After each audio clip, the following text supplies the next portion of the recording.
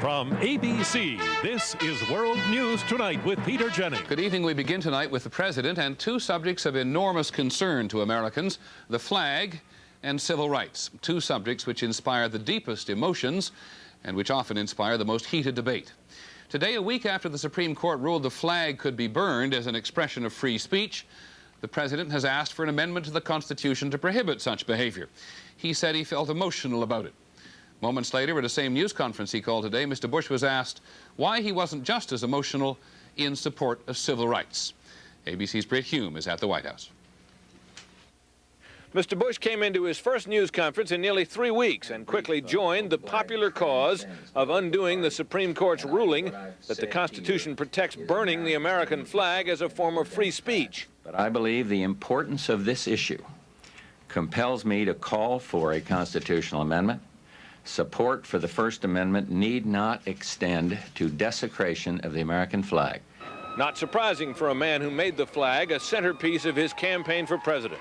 He repeatedly attacked his opponent's opposition to mandatory recital of the Pledge of Allegiance in schools. Mr. Bush also visited Findlay, Ohio, which Congress has designated Flag City, USA, and a few days later extended his patriotic pilgrimage to tour a New Jersey flag factory. He insisted today his campaign hadn't cheapened the flag by politicizing it. I don't view that as partisanship. I think respect for the flag transcends political party. And I think what I've said here is American. It isn't Republican or Democrat. It isn't liberal or conservative. On the House floor today, though, it was mostly Republicans and conservatives who were whooping for a constitutional amendment to protect the flag.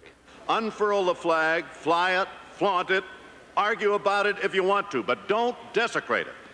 That's all we're asking. And it was mostly liberal Democrats who opposed amending the Constitution to protect the flag. This could just be the opening gun in a war on the Bill of Rights. The president, with noticeably less passion, also disagreed with liberals on whether legislation is needed to reverse recent Supreme Court decisions, which civil rights activists say have set back racial justice in hiring.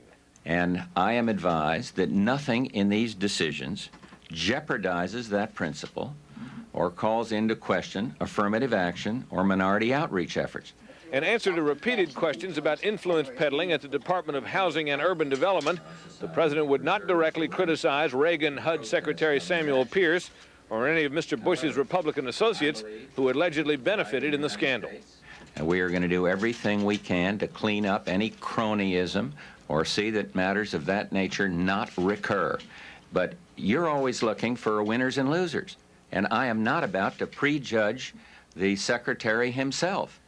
Critics may find the president too patient about HUD and civil rights, too passionate about the flag.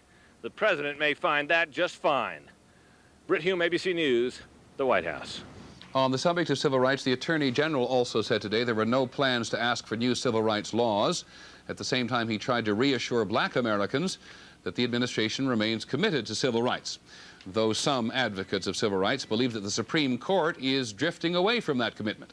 Here's ABC's Tim O'Brien. Attorney General Dick Thornburgh, speaking to black leaders in Chicago, pledged there would be no retreat by the Bush administration from the cherished principle of equal justice under law. This administration is fully committed to eliminating every form of discrimination in our society and will zealously enforce every law of the land, not as an adversary, but as an ally. But members of the audience were skeptical about what they called the administration's wait-and-see approach, while in their view the Supreme Court dismantles civil rights. The court in recent months has limited the reach of one key job discrimination law and made it more difficult to prove discrimination under another. The court also rejected as reverse discrimination affirmative action plans in many cities aimed at curing past discrimination. The Supreme Court in 2.5 weeks has done more damage to civil rights laws than has occurred in the last 2.5 decades. I think it's a disaster. I think it's a disaster for American women and for all minorities. It's a disaster for all the civil rights progress we've made. But conservatives like former appeals court Judge Robert Bork say it's a good court and that the criticism is unwarranted. One of the things you do in a baseball game is scream at the umpire in hopes that the next call will go your way. And I think there is some element of intimidation or moral intimidation in a lot of the screaming that's taking place. In a way, criticizing the court is like yelling at the ump who doesn't make the rules, merely tries to apply them. It's the White House and Congress who make the rules, and unlike the judges, they can be made to pay when the rules don't work. Tim O'Brien, ABC News, Washington. Later in the broadcast, examining 5,000 pages of documents, what baseball claims as evidence against Pete Rose.